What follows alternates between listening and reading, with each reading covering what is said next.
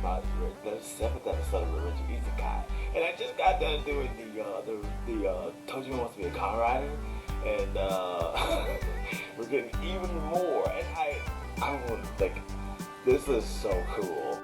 After what happened back at the after the previous episode, they head out to a new kind of a cactus oasis forest that is inhabited by elves.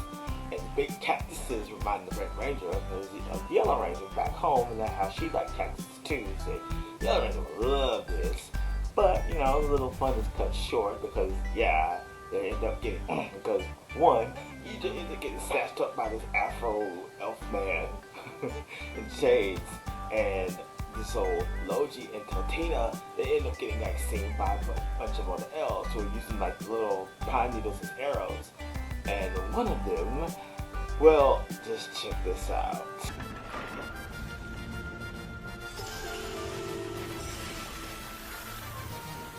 That is so cool. Her name is Ramia, and she basically has like the power of like Kamen Rider O, and it looks like, and like her power like are basically just Kamen Rider, but with like the aesthetics of like the Millennium items from like Yu-Gi-Oh! This is so cool. 変身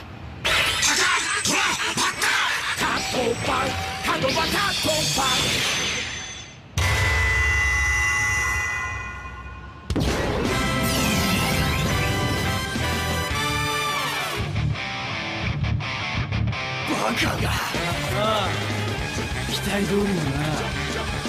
なんだ今の歌。かかっとらばったって、これが歌は気にするな。それはオーズ。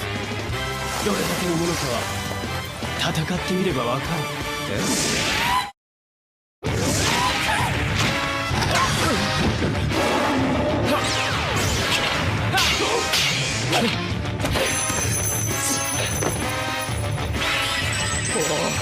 なんか力が体の中に溜まってくる。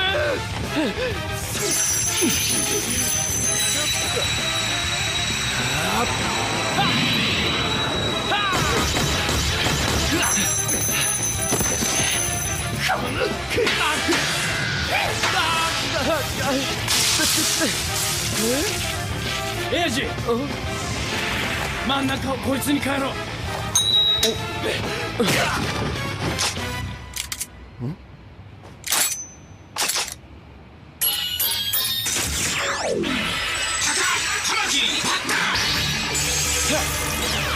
し、アンクコアメダルも渡って。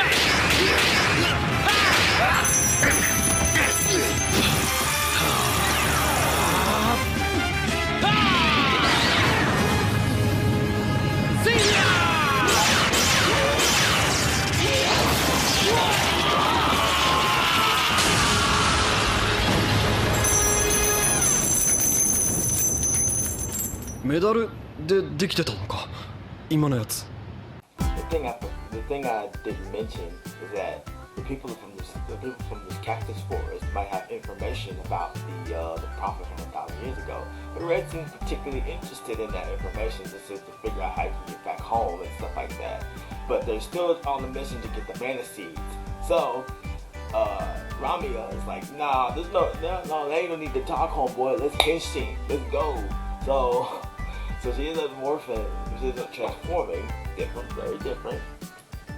So she ends up fighting against Logi and Totina. Well, Logi starts using his swords, like, and it gets really cool because she ends up using her she much like a Kamen Rider, then it has takes on different forms. She'll do like Scarab, she'll do like Falcon, and she'll do like all this kind of like Egyptian motifs. It's really cool, and it's like again, this is their homework, man. It's such a good little fight scene.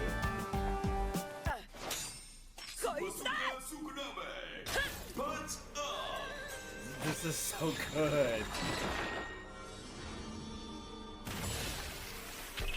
The Scarab Gauntlet. And biggest of all, she ends up doing like a pyramid rider kick. Well, she's very close, and then Logi be having a princess complex, is doing the absolute best he can. He uses his most powerful attacks from his most powerful swords. Since his sword can switch, since remember, his sword can switch to different elements, and now he uses the darkness powers that can absorb mana. And now, but she ends up using a friggin' Pyramid Rider kick, but they just stopped that short by Red's the Megazord. Not quite. Basically the Rider kick. Basically the doing the Rider kick.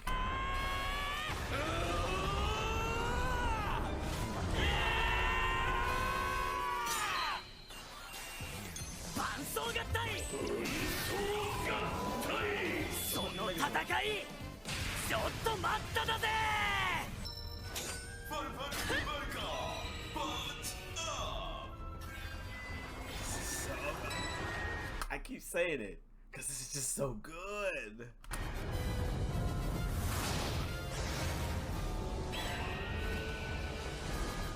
So Red stopped both Ramia and Logi, so basically destroying the whole thing. Wait. So what do y'all know about the Prophet? The Prophet and Ramia and like the other elves who are there, or who are about to attack both Logi and Santina, were like, wait, you're the guy. Oh my God, we failed. Any punishment? Like, why didn't you tell us? There's a horse of a different color and a ranger or a Hispanics of a different color, dude. Let's just get on down to the village. They come across a stone tablet where it was actually a depiction of like what was basically red, and they had the so they had no idea about the prophet. But Red asks like, who was this person? Like, are they going from the world? And he had been wondering because he was thinking about his mentor. And they tried to talk about it. And so it's like, oh wait, they get to talk about Azir, the Lord of Kulka, who has the power to turn anything he touches into sand. And even with her powers, even her Kamen Rider powers, it wouldn't be enough to defeat him. So they really want to be able to join forces in order to fight him. And so that's going to be their little team up now. But there's still danger looming ahead.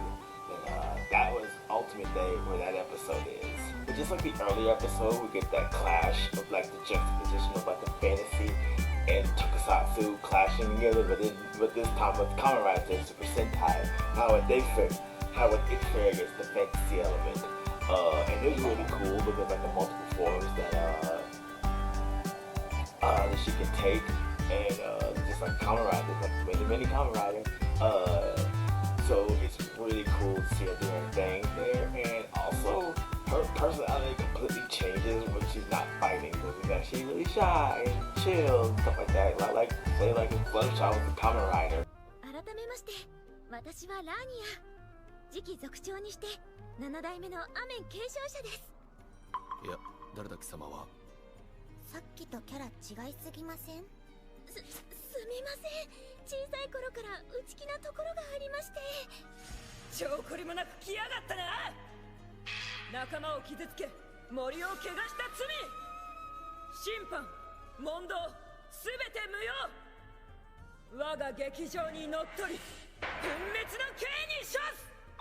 その戦闘中はああやって心に仮面をかぶって勢いをつけていないと恥ずかしくて戦えないんです。すみません。かわいいなこいつ。